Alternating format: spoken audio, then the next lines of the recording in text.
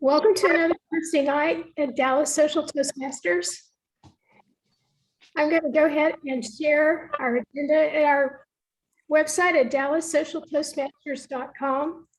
You go to current agenda and open. This is our tonight's agenda. I'd also like to go ahead and remind everyone, if you're speaking, to go ahead and pin the timer. And when you are not speaking, please mute yourself. And for tonight's meeting, our Toastmaster is John Vessels. Go ahead, John. All right. Welcome, everybody. I like to start our meeting tonight with a little invocation pledge, or an invocation. We're going to just say that everybody, this weekend's Halloween. If you're going to party, be careful, be safe, and watch out for ghosts. All right. Lee, do you want to introduce our guest for this evening? Yes, we do have one guest, so please, everyone, help us welcome Renor to our meeting this evening. All right. Well, welcome, sir. So tonight's theme is what lurks in the shadows. Now, I know it's Halloween and y'all all kind of have this idea that I'm going to talk to you about vampires and werewolves and things like that, but I'm not. What I'm going to talk to you tonight about is the night shift workers, those people that work deep nights that only see the light of day when they come home from work. Now, I've spent many of years as a night shift worker in my past, so I know it has some unique challenges. But so many people in today's society go home and go to bed and don't even think about the 5% of the American population that is working night shift, or there is working population that's working deep nights. They forget there are people out there all night long doing jobs. And it's a unique situation. It's very different from being a day worker. It has its own challenges, and I'll talk to you about a little bit about that later. But let's talk about just a few of the people that work nights that you don't think about working nights. Postal workers. Yes, they're not delivering mail at night, but all the postal areas or sorters and everything, everybody getting ready for the next day's worth of delivery. So we have postal workers that are working all night long. Grocery store people. This is one of the things I did in my past. I stocked groceries. And when you go into the grocery store in the morning, everything is filled back up. That didn't just magically happen. There were people working all night long to fill all those things back up. And one other thing, let's talk about truckers. There are truckers out there driving all night. There are pullers and sorters and everything from Amazon and UPS. And they're all working all night long to get all those trucks ready to go out the next morning, or driving and delivering those trucks. Mail trucks run all night long too, and they show up in the middle of the night for those sorters to take it and get it going. So it's still busy at night, not as busy as the daytime, but there's still a lot of people out there doing jobs. So now I want to go on, and we're going to introduce our duty holders for this evening. Now, our first duty holder for tonight we're going to talk to is our vote counter, and that's Madeline Hinchcliffe. So Madeline, will you explain the job of vote counter? Thank you, Mr. Toastmaster. Fellow Toastmasters and welcome guests. As vote counter, I will accept votes through the private chat to me and count the votes after the audience votes for best speaker, best table topics speaker, best evaluator, and the best of the big three. So the big three are the Toastmaster, the table topics master, and the general evaluator. I'll record which person wins in each category. I will not cast a vote myself, except in the case of a tie, in which case I will cast a vote to break the tie. However, I will not announce that there was a tie vote. So again, place your vote by sending me a message in the private chat, only to me. And at the end of the meeting, I'll announce the winners. You may also, and I encourage that you do, send comments to each speaker, evaluator, and table topics participant by sending private chat messages to that person directly. Thank you. Back to you, Mr. Toastmaster. Thank you, Madeline. Our next duty holder for this evening is going to be our timer, and that is going to be Adelita Esparza.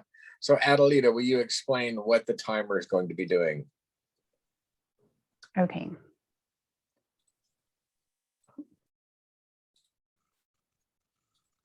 Sorry, I'm trying to get to my script. Okay, thank you, Mr. Toastmaster. Sorry.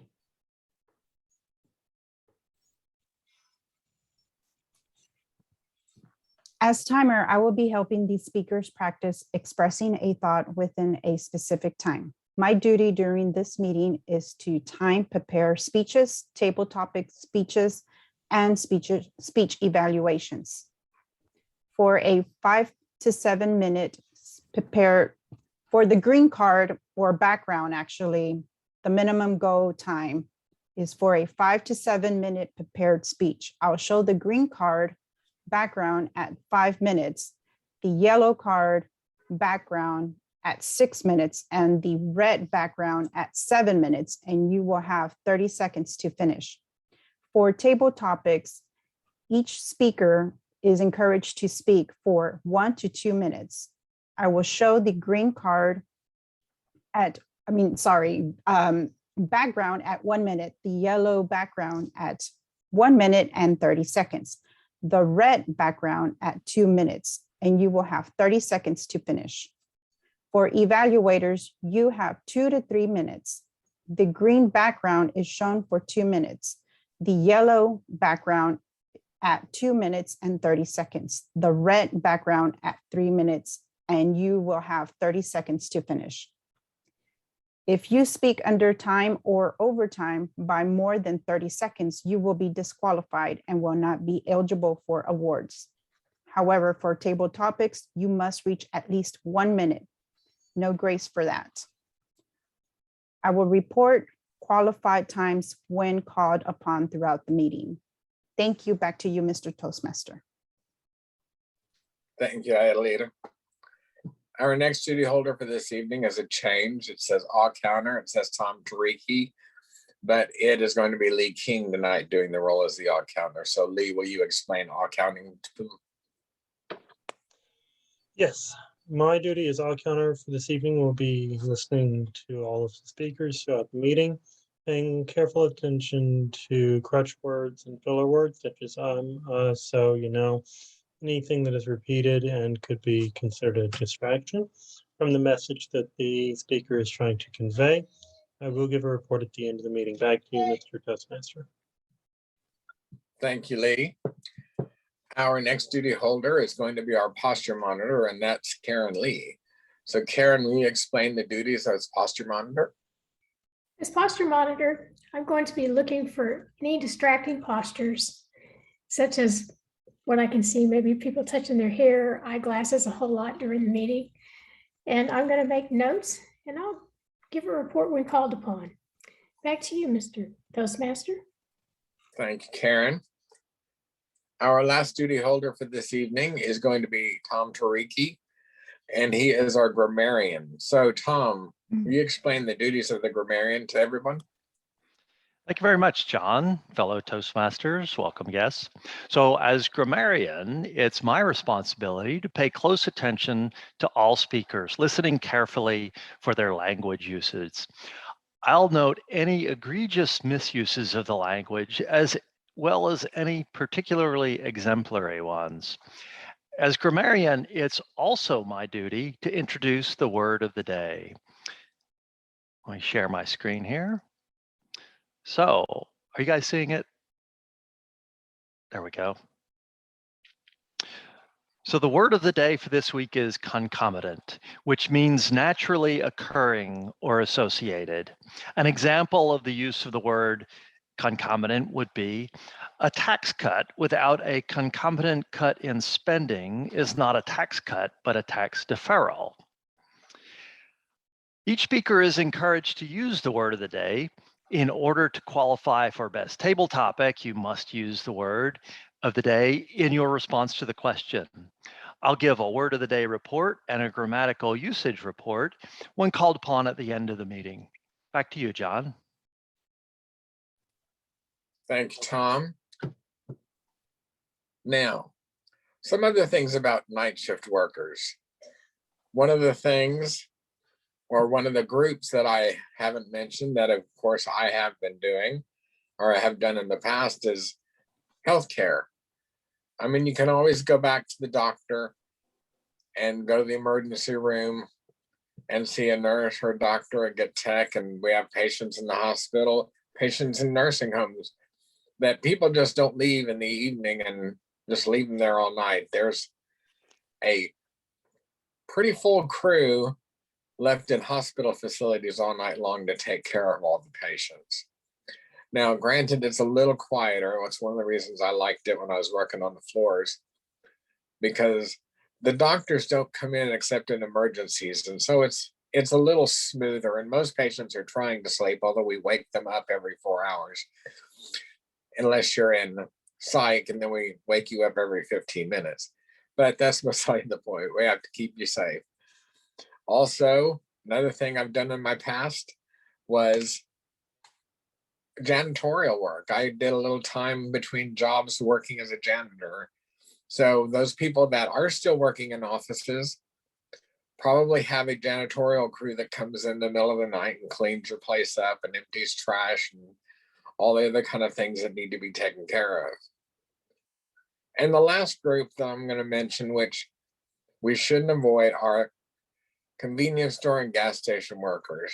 They're there 24/7 for when you have that urge in the middle of the night to have a cigarette or something else. They're there. And if you need gas in the middle of the night, they're there. So there's always night shift workers in a lot of fields that you just kind of forget about working as a day shifter. Now, night shift takes a little bit more of an effort to work than a day shift in the one way. Granted, like I told you a minute ago, it's a little quieter on the hospital floors, but it's harder for a night shift worker. Working nights just isn't in our nature. Most of us are used to working daytimes. I work nights. It didn't bother me. I love nights, but it's different. And we're going to talk about that after we hear our prepared speech this evening. Now, we have one speaker tonight, and that's Rob Giles. Now, Rob Giles is doing a speech called Struggle to Heal, and he's going to be Struggle to Help. Thank you. Got it called in that healthcare. Anyway, Struggle to Help, sorry. And he's going to be evaluated by Mark Sims. So, Mark Sims, will you explain Rob's goals and everything for this evening? Yes, and thank you, Mr. Toastmaster, for making Rob's speech a struggle. Sorry, couldn't resist. And Rob will, in this speech project, he will define the purpose of the speech. His goal, his requirement is to give a well-organized, well-supported speech on any topic that he chooses. He can be funny, he can be serious, whichever approach that he wants to take. And the content and the style needs to somewhat work together. So please help me welcome Rob Giles, speaking for 5 to 7 minutes on the speech Struggle to Help. Struggle to Help, Rob Giles.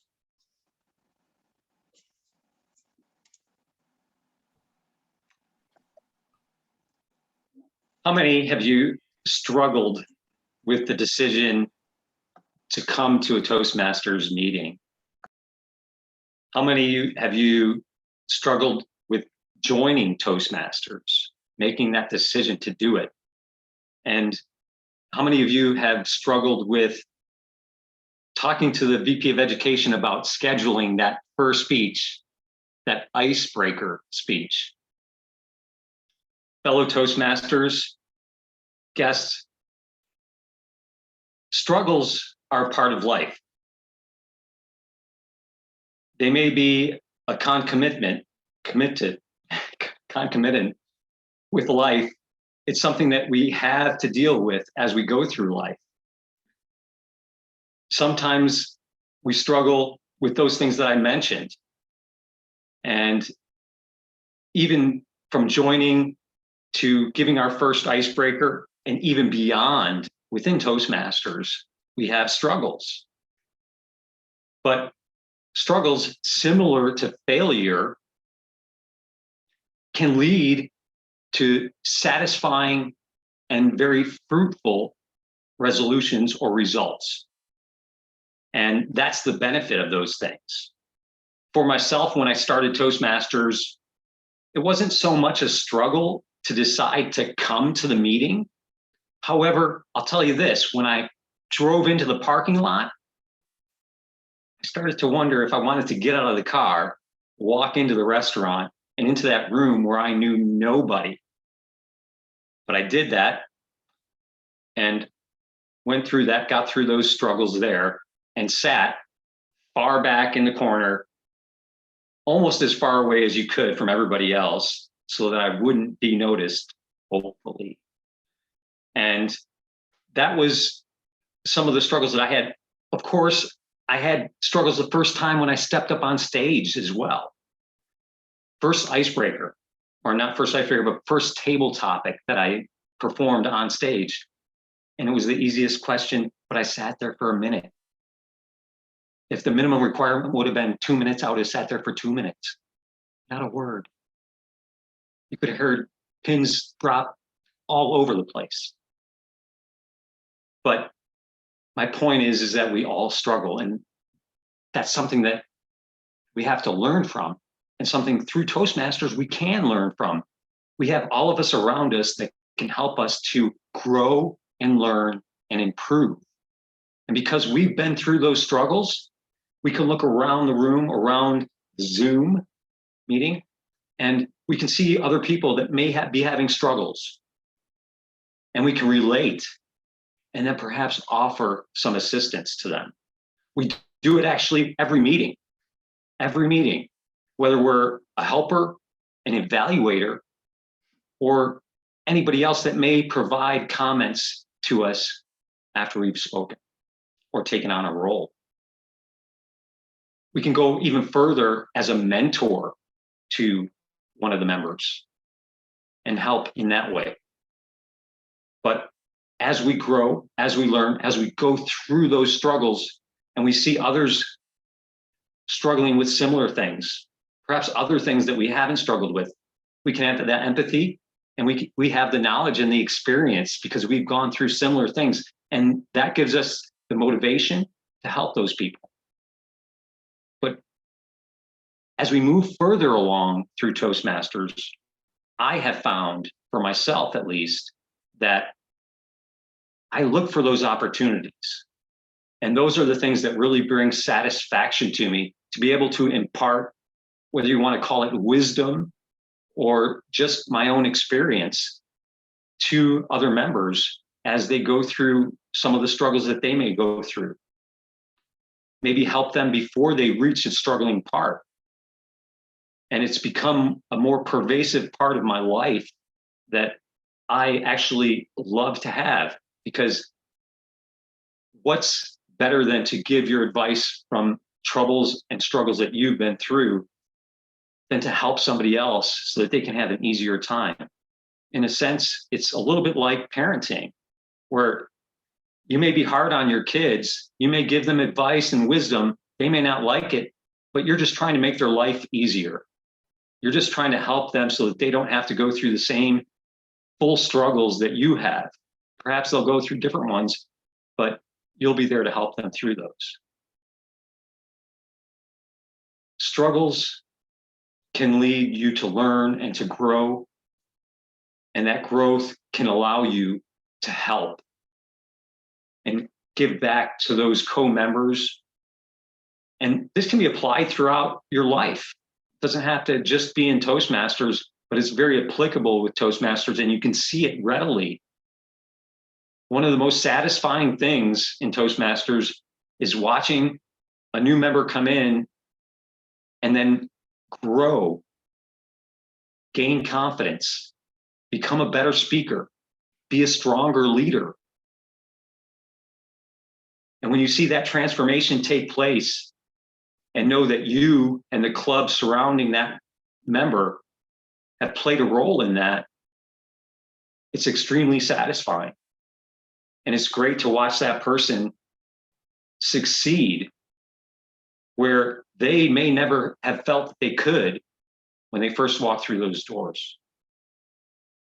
Struggle is part of life. But if you work through it, you can become somebody that can help others.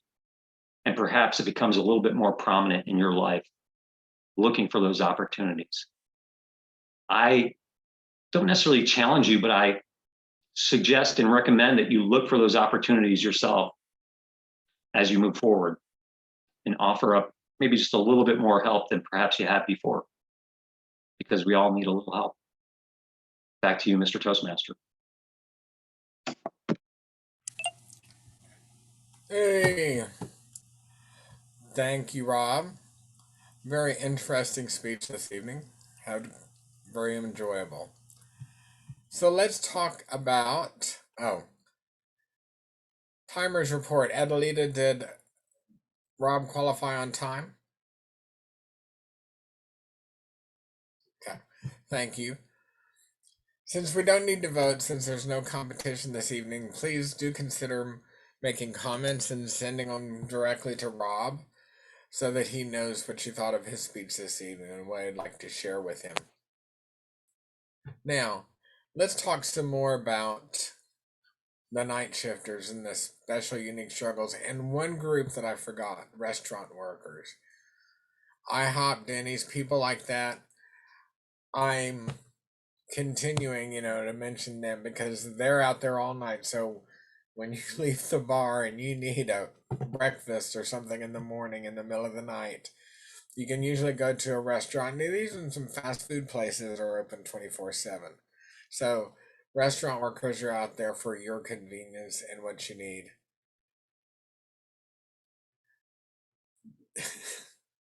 Okay. Special things about being a night shift worker. They have some unique issues, and one of them is sleep. It's hard for you to sleep effectively or getting quality sleep when you work nights and sleep during the day. The best way that you can do it is I used blackout curtains in my bedroom. I turned off phones because, day shifters, they don't get a call from the people trying to sell you insurance or trying to sell you a new warranty at 2 o'clock in the morning, but they will call you in the middle of your sleep time at 10 o'clock in the morning when you've been in bed 2 hours. So the phone gets shut off. I go in a curtain with dark room, and I also like using fans. I like a good white noise to keep all the other background noises out. Now, here's the Halloween tip. Vampires had it perfect because they crawl in a box, so it's dark and quiet, so they always get good quality sleep. There are some other issues that society and OSHA and everything looks at, and that is fatigue, because since night shifters don't always get good quality sleep, they also get tired at night. Some places where you work, it's much more quieter. Like I said, you don't necessarily have a bigger crew going on. You're not as busy. So nights tend to drag and sometimes you get sleepy. And fatigue is a big issue with the night workers. And OSHA's aware of that, and that's something that I'll consider. And that's something that you should consider if you're going to take a job working deep nights. If you've never done it, then be really sure that you want to try it, because I've switched from days to nights and it takes several weeks before you kind of get in a comfortable groove. And so just warning you, some people never can cope with night shifts. Luckily for my years, I'm used to getting up in the middle of the night, daytime, nighttime, anytime. Nowadays I can fall asleep in a heartbeat. If I lean sideways, I'm gonna fall asleep. So I actually had a partner when I was on the ambulance service. He could sit in a chair and fall asleep. Of course, he had sleep apnea. And so all night long, he sounded like sleeping with the Three Stooges. If you know the Three Stooges and all the noises they make and all the talking and carrying on, he was like that. It was so funny. But everybody else in the group tried to get to sleep before him because once he got to sleep, he was doing that, and it's hard for you not to get on there. Another thing that is difficult for night shifters is socializing. You got to figure that the other 85%, 90% of the working population are at work when you're asleep, and you're at work when they're asleep. So it's hard for them to socialize as much because the schedules with society are so much different. So those are some of the things that plague the night shift workers. We're not all vampires and werewolves that work nights, so you have to get flipping your world. So now I'd like to move on to the next portion of our meeting, and that is table topics. And our table topics host tonight is Justin Faust. So Justin, hey, you ready? Yes, thank you, John, Mr. Toastmasters. Growing up as a child, I always enjoyed trick-or-treating. My favorite part was, of course, the candy. My favorite candy was Butterfingers, Twix. I love Twizzlers, candy corn, all types of candy. And Adeline, can you tell me about your childhood and what your favorite candy was?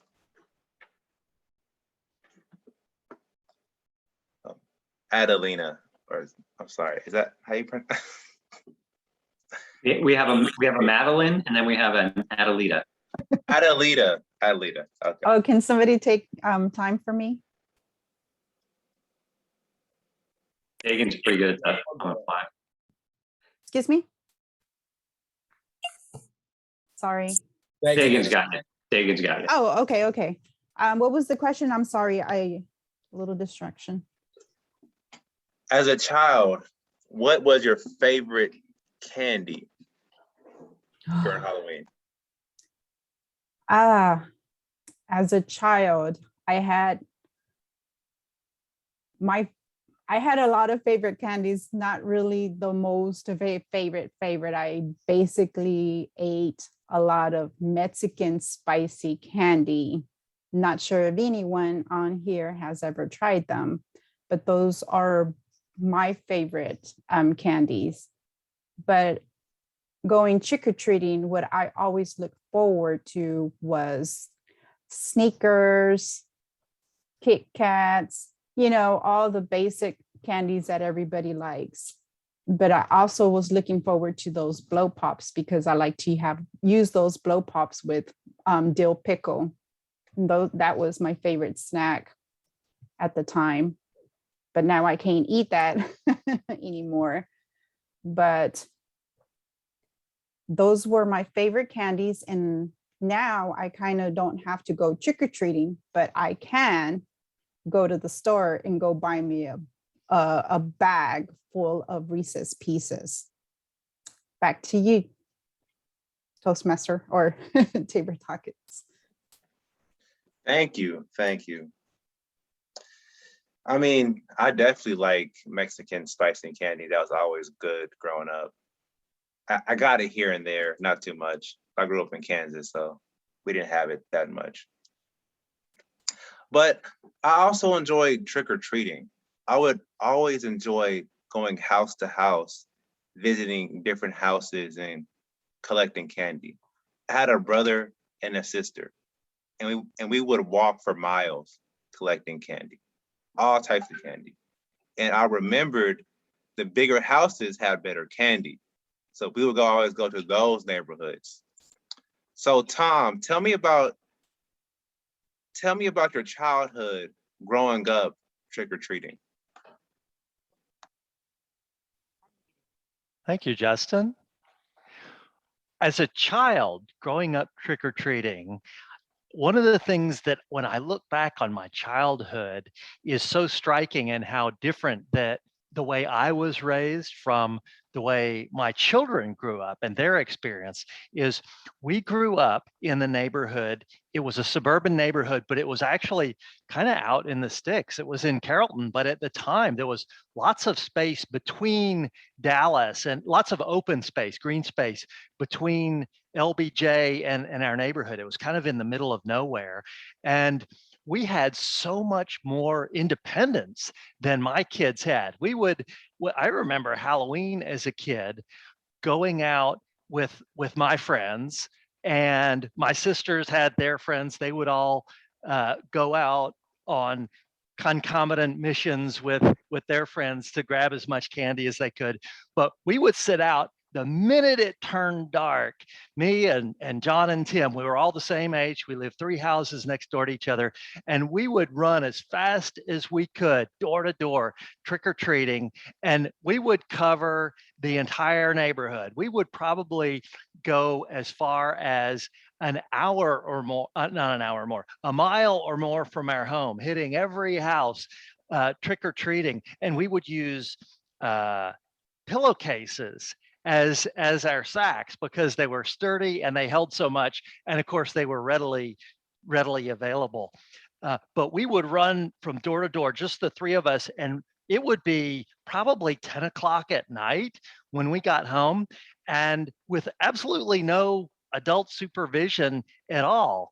And what's so funny is our kids growing up, part of the difference is they grew up in a very, very urban area, but also we would send them out trick-or-treating, but they were probably 10 or 11, maybe older, before we really let them go out by themselves trick-or-treating.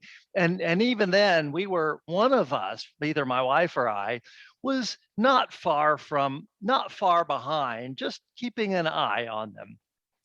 So that's all for me. Back to you, Justin. And how did I do on time? I didn't have the timer pinned. I think the timer lost her video or audio video Yeah, connection. lost connection. Yeah, sorry. That's all right. I guess you passed then, Tom. So yeah, that's pretty interesting. Growing up, my parents didn't let us, well, actually, our parents let us go out trick-or-treating till like midnight sometimes. So I can definitely relate growing up with more old school parents. But that also reminds me of Halloween, right? Halloween, all about the costume, right? It's all about embracing who your favorite character was growing up as a child. As a child, I had a costume I wore 3 years in a row. It was a skull. Skull, kind of like, it was a skull with a black robe around it, but it was special. The skull was special because it had a heart. And when I pumped it, blood rushed towards the skull. And I wore this costume, I think 3 years in a row, 3rd grade, 4th grade, 5th grade. I love that costume. Mark Schroeder, please tell me what your favorite costume was growing up as a child. Thank you, Justin. I appreciate the question, which, as I understand it, is what was my favorite costume growing up as a child? I can't say that I really had a favorite costume as a child, but I didn't stop having costumes as a child. I was a member of a club that would do a weekend, and the weekend just happened to be on whatever weekend was the closest to Halloween. We would invite all of the people in from out of state, from other clubs related to ours, and we would all have a party concomitant with Halloween. So it was basically, at least one of the nights was a Halloween party. And I would go all out on those costumes like crazy. My favorite one of all of those has got to be, as strange as this is going to sound, I'm in like a superhero outfit, and my wife is in pretty much all white with a label across her chest. I happen to be wearing a reservoir tip condom on my head because I am Commander Condom and his trusty pal, KY. And that costume it just blew everybody absolutely away. And I've worn that one several times. I really like that one. It goes over really well. You will actually, I've wondered if some of the pictures made it to the web, because you will now find Captain Condom. It's not Captain Condom. You can go into Spirit Halloween and find that. It's Commander Condom. You have to get it right. That's how I know they only found it from the photos, not from the actual original costume. But I have a photo I can show you later. It is truly very, very different, truly shocking, and it's one of my favorite of all time. Mr. Table Topics Master. Thank you, Mark. I appreciate that. Definitely. Commander Condom. Very creative costume. So I see we have one guest tonight. I was going to ask, do they want to participate in our topics, table topics? Are you interested? Yeah. Okay. All right. We have never gone trick-or-treating. Was that the question, or did you? No, this is a new question. So I was going to ask you if you wanted to participate. So my new question is, as an adult, what's your favorite Halloween party or theme you've been through? I think the ones I've been to are usually the same. You just dress up however you want. So I don't think I've actually ever been to a themed Halloween party. But the last one I went to, I was just dressed as a construction worker. It was a pretty easy costume to put together. I already had a safety vest and a hard helmet, so I just wore those. And I think I wore like a white shirt underneath and jeans. But I got compliments on it, so because initially I was sort of apprehensive of using that. I thought it'd be kind of underwhelming, but it worked out. So yeah, that's my experience with Halloween themed parties. Back to you. Thank you. That seems like a pretty good time. Definitely seems like a good time. Haunted houses. I had the pleasure of going out with Rob and with Mark Schroeder to a haunted house. It definitely was pretty scary. You know, I was shaking in my boots, definitely, when they brought out the chainsaws. I was, I didn't run, but, I was a bit scared, tad bit scared. So, Madeline, can you tell me about a time you went to a haunted house or was scared by a costume that you've seen as an adult? Justin, I can tell you about a time, the only time I went to a haunted house. So my haunted houses are concomitant to fear, in my opinion, because the one haunted house experience I had, I was in high school, decided to go with a group of friends, and I would like to tell you that this was a very junior, amateur haunted house, as in my high school was putting it on. So that being said, I'm with a group of friends. We go through the haunted house, and then that thing happens where I'm immediately, all of a sudden I find myself just being the last person, and I can't get into the middle. I'm just the last person in the group. So of course, just a scary looking small little girl that hasn't washed her hair ever grabs my ankle and then I scream, and that was the last time I ever decided to go to a haunted house. That being said, I'm really intrigued by haunted houses, and I think it's really interesting to watch other people go through them. I think it's fun to watch I don't know if you guys have seen it, but Ellen DeGeneres has celebrities go through haunted houses, which is just hysterical to watch them be terrified and scream and run through. So I really think it's fun to watch the videos of other people being terrified, but the actual feeling of being terrified and having little children that look like they're dead or haven't bathed in a million years grab me, because I always end up in the back of the line at a haunted house, is just not for me. So totally respect people that like haunted houses, but that was my first and last haunted house experience.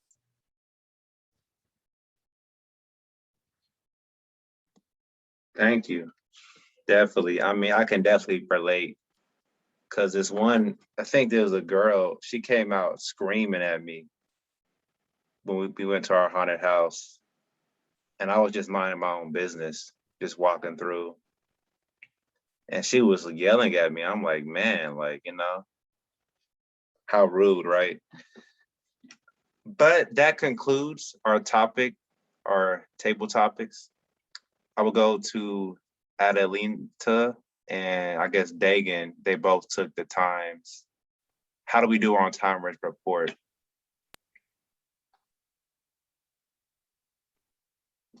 Okay.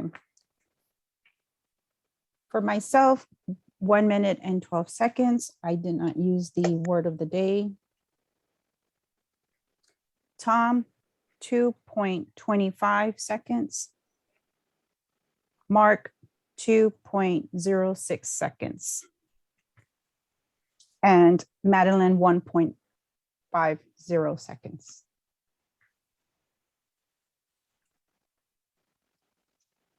Did we get our guest as well? Yes, 48 seconds. Okay, so he just didn't make it. That's fine. He was really close. Almost, Yeah. It takes practice, guy. So let's also move on to our grammarian. Grammarian. How many people use the word of the day? Thanks very much, Justin. Tom, Mark, and Madeline used the word of the day. In the table topics, I assume that was your question. Yes. Okay. And I was going to add, and John, I believe, I'm sorry, Rob used it. I've noticed in his speech used it as well. Yeah, Rob was pretty good at doing that. Okay, so now it's time for a vote. We will call for a vote. Who was our vote counter? Madeline. So send her your vote between Tom, he did trick or treating, Mark, favorite costume as an adult, and Madeline, haunted houses. Please send your vote to Madeline. And I will pass the meeting over back to our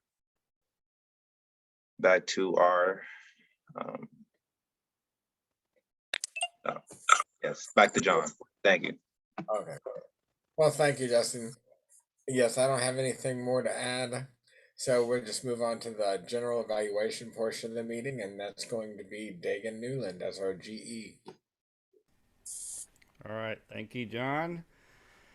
So as generally evaluator, actually, a while ago when you asked for time report, I did want to say I tried to talk, but then I realized that nobody heard what I was saying. And I looked at my mic and I noticed my mic itself here was muted. So, but anyway, regardless, as my function as general evaluator is to evaluate the meeting as a whole, call upon the duty holders to give their evaluation, also ask for the evaluator to give his evaluation. So the first part we're going to do is ask for our evaluator to give his evaluation of the speech tonight, and our evaluator is going to be Mark Sims. So Mark, please give us your evaluation. And I will time you, Mark. Thank you. For Rob's speech, I'll discuss what he did well, what he can work on, and then what he can really, really do to challenge himself. For starters, the speech was very relevant to anyone in Toastmasters, regardless of their experience level. If you've been around a while, it's a good reminder on the importance of reaching out to help others. If you're relatively new, it's great because it shows you what I think you have a right to expect people to pitch in to help you develop, to help meet the needs that brought you to Toastmasters. I noted that Rob had good gestures in the speech. A lot of times it was a hands wide gesture. At one point he said something like, "I'll tell you what," with the index finger. Another time he made reference to, "We can look around," and he waved his hand. So good, and gestures that were generally consistent with what he was trying to convey. The delivery was logical and smooth, building a very pace for and logical one for the importance of helping others. So it was a good, smooth, consistent delivery. And the conclusion was good in that it gave a good hint that the conclusion was pending, because he started off in the conclusion, struggles are a part of life, and then went on with the final reference that we all need to offer others help. And then what I really, really liked was the specific detail on Rob's first or initial visits to Toastmasters, because I can remember that general time, I think it was 2011, Rob, just maybe, okay, hopefully got the year right. And talking about being in the parking lot and not necessarily wanting to come in. Probably some people can relate to that. And then talking about the first efforts at table topics. And I can recall early on, I'd get called for table topics every week because I needed it so much. So those are very, very familiar feelings we can all relate to. As far as what Rob can work on, I think given the importance he attached to this, there's implied passion, but the voice itself did not seem to vary a whole lot. And I have absolutely 0 times 0 credibility to talk about maybe some people's lack of voice modulation, because that always gets brought up to me. But I think Rob could have benefited from the advice that I've received a billion times on that subject. And then I saw where Rob struggled a little bit with pronouncing concomitant, although it's not a word you hear every day. How to really challenge Rob, I'm sure there's numerous examples where you've helped someone to their benefit, even if you don't want to brag about how you helped someone attending tonight. I know there would have been a former member that can come to mind, an example, and that would have really brought it home, really been terrific to give us a specific example on the benefit you got from helping someone. So overall, excellent speech. Thank you, Mr. General Evaluator. All right, thank you, Mark. And you just barely qualified on time. So, but you did qualify, so good job. At least, you know, my timer here. I mean, I got you at 3 minutes, 30 seconds, so. Same here. All right, well, that's good. All right, so of course we know we don't have the vote since we don't have one evaluator tonight, but again, you know, just like anybody speaking up here, if you have comments for Mark on how well you did his evaluation, you can always send him a private message for that. So next thing I would like to go over is I'm going to evaluate the meeting as a whole. That way the duty holders can ding me as well. So first of all, I'd like to say that I like the theme of the meeting. It was kind of a play on words, so to speak, because even I was thinking about ghosts and goblins and things like that John was going to talk about, but he turned it around and said he's going to talk about night shift workers. So I thought that was pretty cool. And of course, overall theme talking about night shift workers, you know, like John says, we don't really think about that. We get off our day jobs, go home, have lunch, you know, or have dinner, then be with the family or whatever, then go to sleep. And we don't think about what goes on when we're sleeping. So it's a good reminder of that kind of stuff that goes on out there while we're sleeping. And the speech, tonight's speech was did an excellent job singing on time, so I'll come in, Rob, on that. But overall, great speech, Rob, so I really enjoyed that. And when it comes to table topics, there were great questions going along with the upcoming, I don't say holiday, for Halloween coming up. So although it didn't relate to the theme, but we don't necessarily have to have questions related to theme. But overall, I thought it was really great questions, easy for people to answer based on the Halloween holiday. So good job there, Justin. And when it comes to the evaluations, Mark did a really good job evaluating Rob's speech. Always, we want to combine good things that happened during the speech and some things that need to improve on. And I think, Mark definitely had a good balance with that. So overall, really great evaluation there, Mark. And of course, we did start pretty much on time. And I know Justin had said, he's going to be late in traffic, and he actually showed up just in time too. So I was thinking to myself, what's John going to do if he doesn't show up in time? So, but luckily Justin was able to show up in time, and for his section. So overall, really great meeting. Really enjoyed it, and we're going to move on to the duty holders tonight. And our first duty holder is going to be our postal monitor, Mark Schroeder. I'm the posture. Oh, sorry. I was just going off by the agenda. Sorry, I'm good. Carrie and Lee. That's okay. I did not notice a lot of distracting postures. I did make note of folks that were using their hands in their speaking. Rob used his hands in his speech, 2 hands for the car and 2 hands for growing and improving. He used 1 hand for others. Fist for satisfaction. I noticed John Vessels was using his pointer finger. Tom used 1 finger when he was talking about going from house to house trick or treat during table topics. Justin was just a tad bit scared when he went to the haunted house. And Dagan used gestures, but I couldn't always see his hands in the screen. So all in all, I think we did an appropriate use our gestures appropriately tonight. Back to you, Dagan. All right, thank you, Karen. Yeah, I'm a little bit closer because I don't know if it wasn't for this wording on my shirt here, I'd almost look like a floating head with my black shirt against a black background there.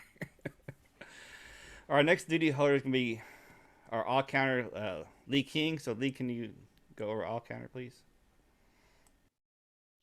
Overall, great meeting this evening.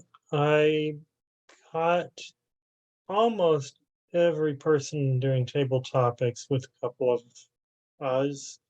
That seemed to be the main thing for this evening. But really, other than that, I have not really caught anything really egregious. Great work this evening. All right, thank you, Lee. And our last duty holder tonight is going to be our grammarian, Tom. So Tom, can you talk about the grammarian's role, please? Thank you, Dagan. Thanks for the handoff. And also, I'll preface my remarks by saying thank you for your remarks as general evaluator, because it was a very quiet night for the grammarian, and I was like struggling to find, wow, what am I going to talk about? There's just not many mistakes and things like that. And then as general evaluator, you gave me something that I actually learned from and gave me something to talk about, but not in a bad way. So first of all, I'll come back to that. Rob, in your prepared speech, I was really impressed that you got in the word of the day, concomitant. It's a somewhat difficult word to slip into normal conversation. It's kind of a niche word, a specialty word, but I was very impressed that you were able to get that in. I liked in your speech, you had the theme, the recurring theme about struggle, and struggle being a part of life. And one of the things I was really impressed with is the number of synonyms that you found for the word struggle to add spice to it. Because had you simply just repeated the word struggle over and over and again, it would have been really just repetitive. But I really was impressed with your use of that one. There were a couple other things that caught my attention. John, you when you started talking about night shifters, that I wasn't a term that I had heard, but it immediately clicked. But then you used a term that I really liked that I had absolutely never heard of and would not have thought to use, and that was day shifters. And what I liked about that term is it felt like you were letting us in, those of us like who are like me who've never worked the night shift. It almost felt like that's a term that only the night shifters would know, and that by dropping that term, you were kind of pulling us into this club that we weren't necessarily a member of. I don't know if that was your intention, but that's the way I took it. I thought that worked really well. Let's see. Adelita, I think in your table topics talk, you had a turn of phrase. I think you mentioned you were going to buy me a bag of Reese's Pieces. And I think the me in that phrase, in that sentence, is maybe redundant or unnecessary. But otherwise, your table topics, your talk, and then also your recap as an evaluator were very crisp. Mark, in your table topics talk, you cracked me up. First of all, you used the term concomitant, which I was impressed with, but you mentioned you were in encouraging us to dress up as a giant condom or put a giant condom on our head. You mentioned that it goes over really well. And I don't know if that was a play on words that you intended or not, but I was on the floor when you said that. Anyway, I really love that. Let's see. Madeline, in your table topics talk, I thought you used the language very well, very colorfully. You frequently, instead of using the word scared, you would use terrified. You mentioned being intrigued by people who are interested in haunted houses. So I thought you had a very nice use of the very colorful use of the language. And last, I'll get back to what I alluded to at the beginning of my comments, Dagan. When you were talking about your microphone and the challenges with your mic, you used the word irregardless, and that stuck in my ear. I thought, that's not a word. And I actually looked it up and I learned something. It is a word.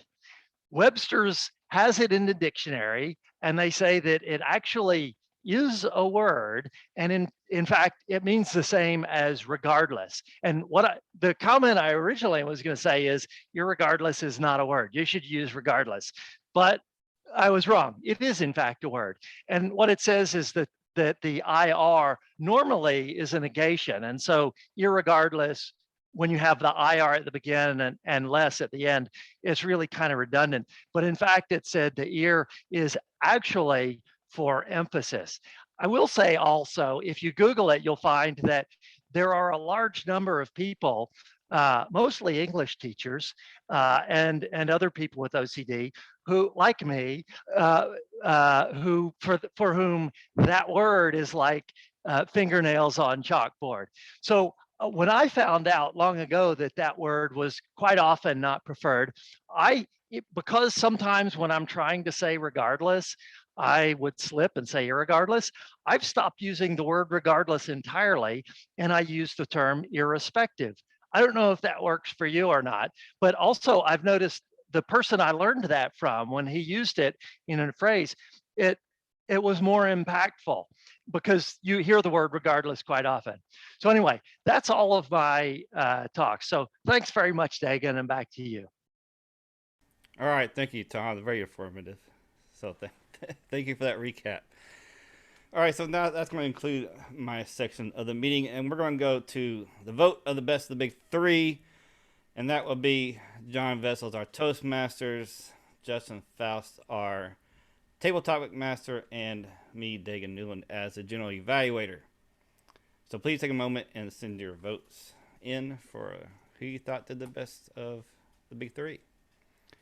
And Madeline. we will, huh? Oh yeah, to Madeline, please. And we will turn it over to Lee King for the business meeting. Take it away, Lee. All right. Good evening, fellow Toastmasters and guests. This is the business portion of the meeting.